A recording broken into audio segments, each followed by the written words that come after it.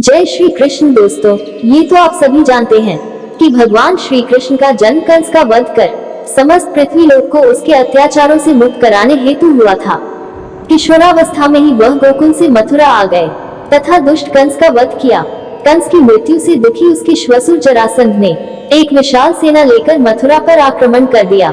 इस आक्रमण में उसके साथ शिशुपाल और काल्यवन जैसे शक्तिशाली राजा भी शामिल थे। जल्दी ही सेना मथुरा जा पहुंची और मथुरा की राजसभा में कृष्ण तथा बलराम को सेना को सौंपने का संदेश भेजा गया। इस युद्ध को टालने तथा मथुरा के निर्दोष नागरिकों को बचाने के लिए कृष्ण ने रातों रात वहां से सैकड़ों किलोमीटर दूर समुद्र में एक नई नगरी द्वारिका का निर्माण करवाया। अपनी माया से उन्होंने समस्त नागरिकों, उनके पशुओं तथा संपत्ति को नींद में ही नई नगरी में पहुंचा दिया।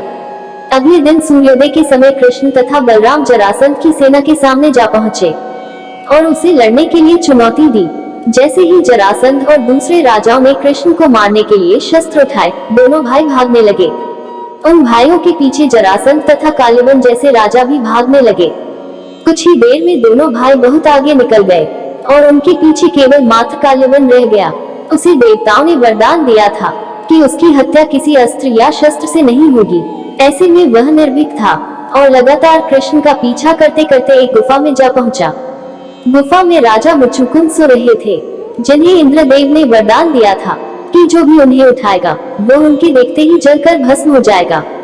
वहां पहुंचकर कृष्ण ने सोए हुए मुचुकुंद पर अपना पीताम्बर डाल दिया और स्वयं छिप गए। काल्यवन भी वहां जा पहुंचा और सोए हुए राजा मुचुकुंद पर पीताम्बर देख उन्हें ही कृष्ण समझ बैठा।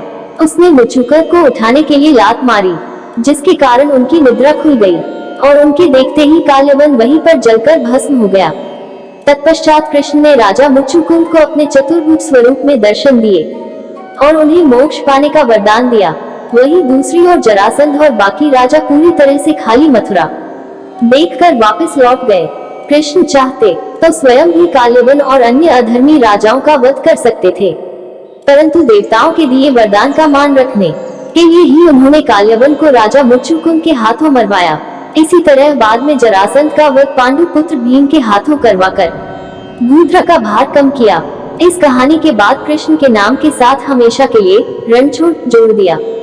कृष्ण की इस कहानी से सीख मिलती है कि अनावश्यक ताकत का प्रदर्शन नहीं कर बुद्धिबल से काम लेना चाहिए। इस तरह हम अपनी शक्ति को खर्च होने से रोक सकते हैं और बड़े से बड़े संकट का भी सामना कर सकते हैं। हेलो दोस्तों, अगर आपको वीडियो अच्छी लगी हो तो चैनल को सब्सक्राइब कर बेल आइकॉन को प्रेस करें ताकि आपके पास हमारी वीडियो का नोटिफिकेशन सबसे पहले पहुंचे। धन्यवाद।